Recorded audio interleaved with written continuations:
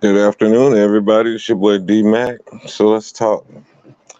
Well, on this bright Sunday afternoon, I was sitting around and I was just thinking about some things, and I heard a conversation, and somebody was going in pretty hard about their ex, and it got me to thinking for a second. I was like, you know what?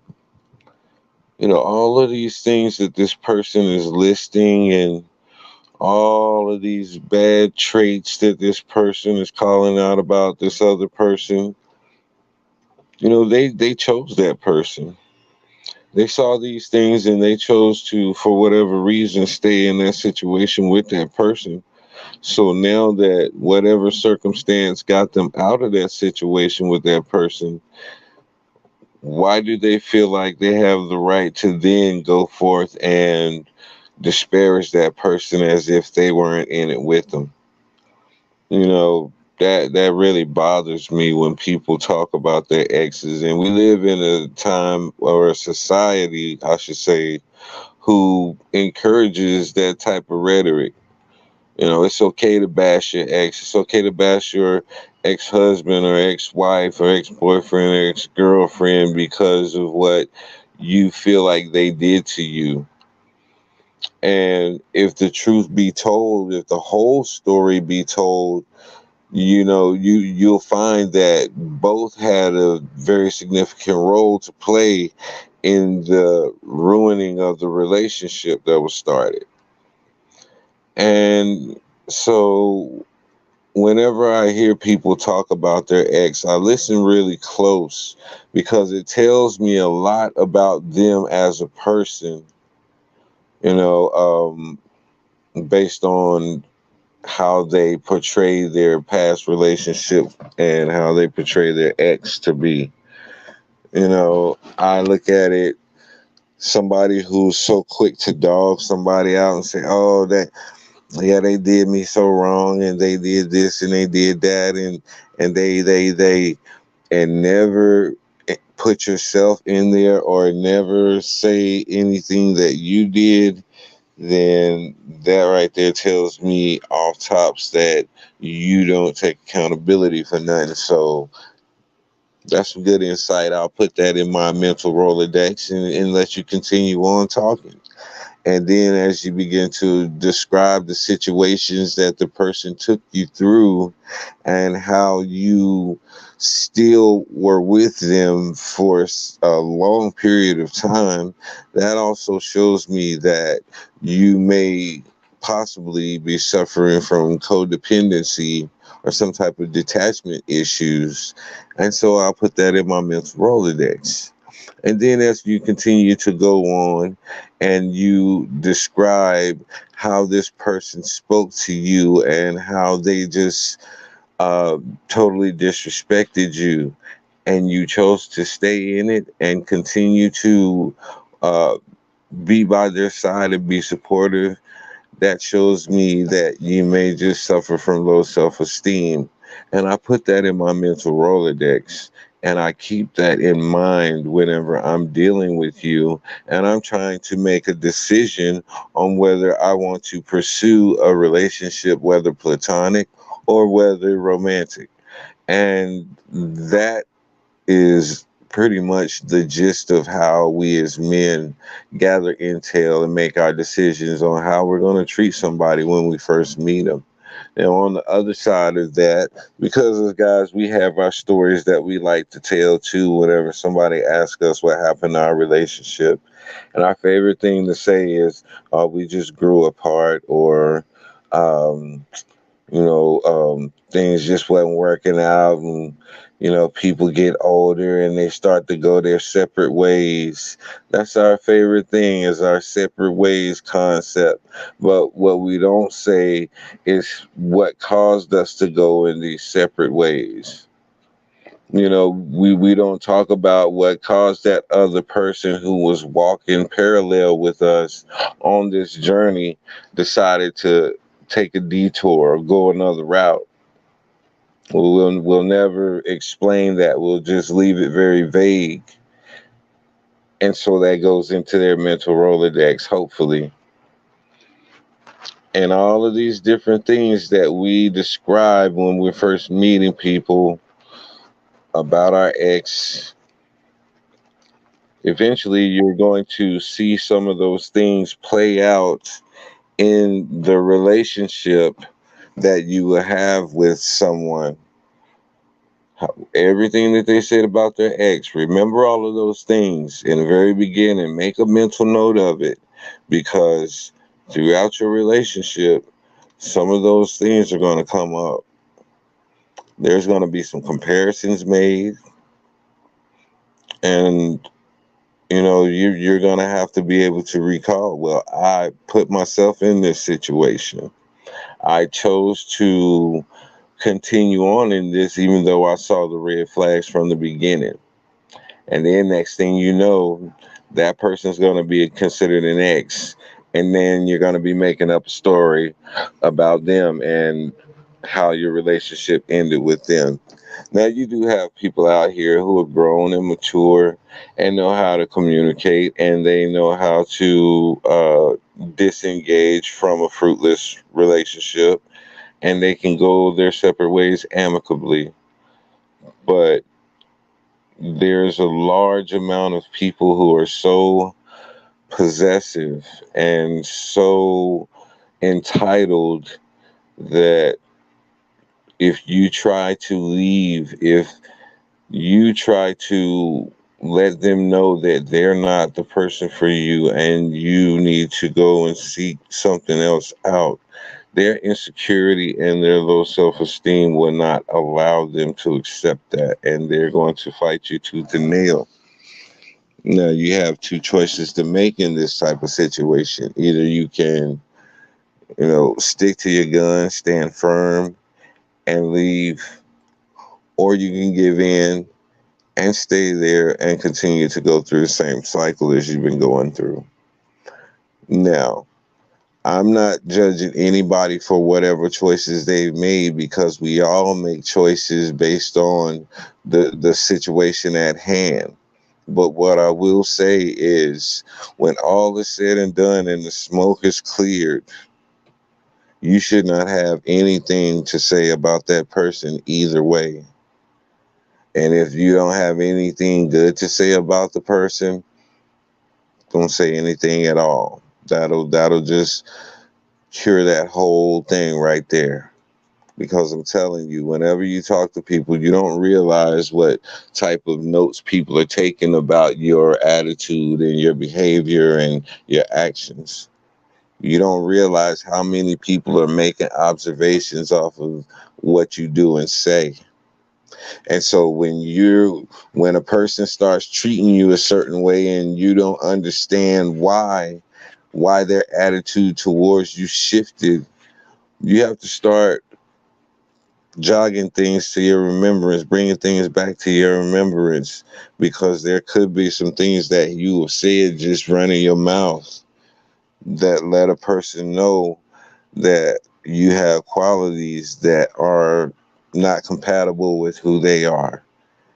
And you don't even know it until you have that conversation with them. And so, yeah, just be mindful of what you say about your exes and how you treat your exes, especially around your children, because, we will say things in conversations with other adults and we don't think the kids are around or the kids hear it, but they do.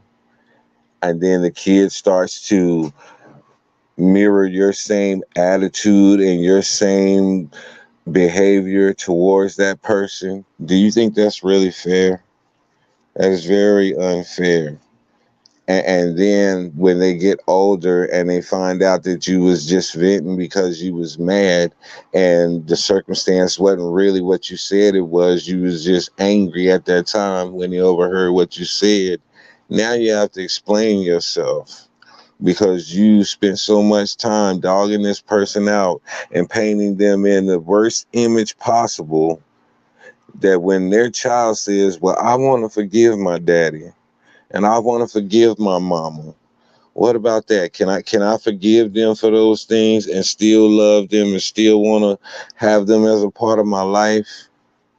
but they're going to be so concerned about what you think about it because of the negative image that you have of that person and the negative way that you've always spoken to that person. And so they're going to feel like they're stuck between a rock and a hard place because they don't want to disappoint the people who they love and cherish the most.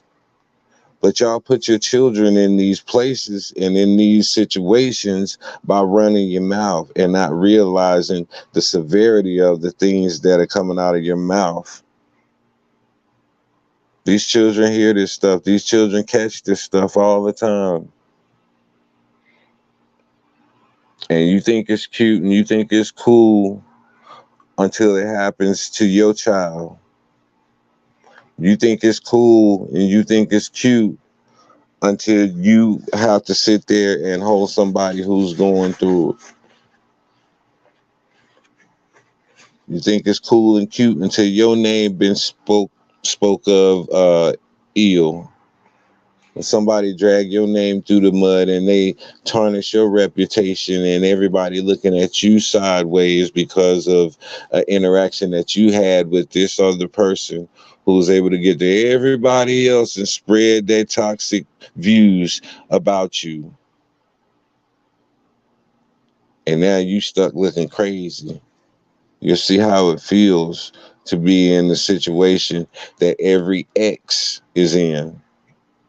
There's nothing worse than, especially like a ex-husband or something like that, or baby daddy, somebody that you have to deal with on a regular basis or just throughout your life.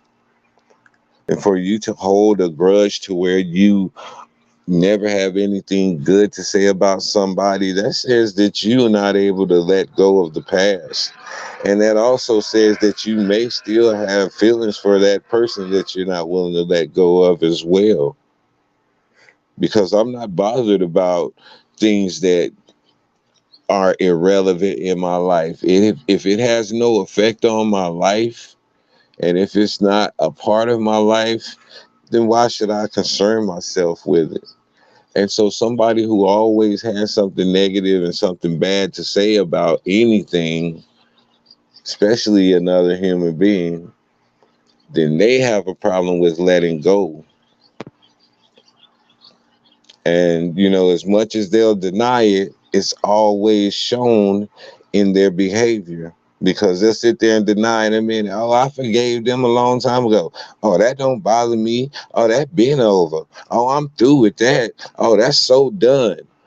But your attitude and the energy and everything you just said, your body language and everything just said that it still bother you. You still hurt. So you're not fooling anybody but yourself. You're trying to fool yourself anyway. You can't even do that. And you know, your friends will sit around and they'll let you get away with it, but you always have that one friend who will call you on it. You know you still love that nigga. Or that homeboy, nigga, quit tripping. You still love that girl. Quit playing with yourself. And I appreciate those types of friends. Everybody need one of those friends to give them that reality check and let them know to quit playing and quit trying to fool themselves. You need that every now and then. And so, you know, I'm just putting out some words of wisdom, man, because I don't disparage my exes. I don't talk about them, and I don't allow other people to disparage them or talk about them either. You know, for one, whatever relationship I had with somebody else previous, that's none of nobody else's business. Same way as I am with that person. Whatever you had going on before me, that was before me, and that's none of my business. I ain't got no dog in that fight. You have no dog in this fight. So neither one of us have any authority or need to speak on anybody's ex. And you need to make sure that if you have children with your ex, then you need to make sure that the person that you with understand the level of respect that you show towards your ex, not only for your children's sake, but for the whole entire family's sake. and they should show that same amount of respect. Now, if they have a problem with the ex, then they handle that as adults. They need to talk it out or work it out, and if they can't, then they just need to stay away from each other, and just leave it at that. But all of the bad talking back and forth, especially you guys who get caught up between ladies who are cat fighting back and forth.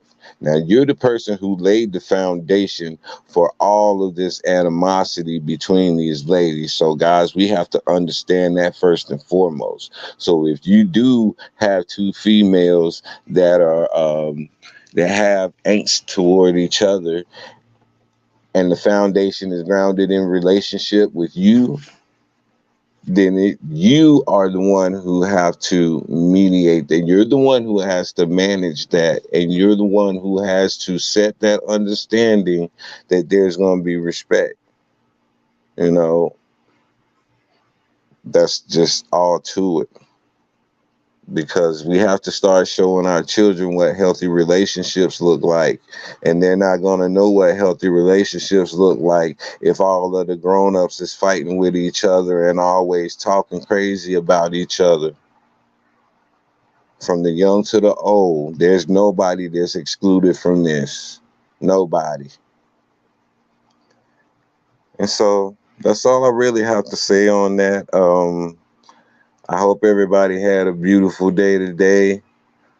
And get ready to hit it tomorrow. It's Monday morning. Got to get up and get this work week started. Well, y'all do. I don't, but I'll be up with y'all. I'm still up at the crack of dawn every morning just because. So I'll be up with you. And if I have something good to talk about, then y'all will hear from me around about 7 a.m. like usual. But I appreciate everybody who stops by, everybody who supports, and you know what it is. You know what I say? Sticks and stones can break your bones, but the word can always heal you. I'm out.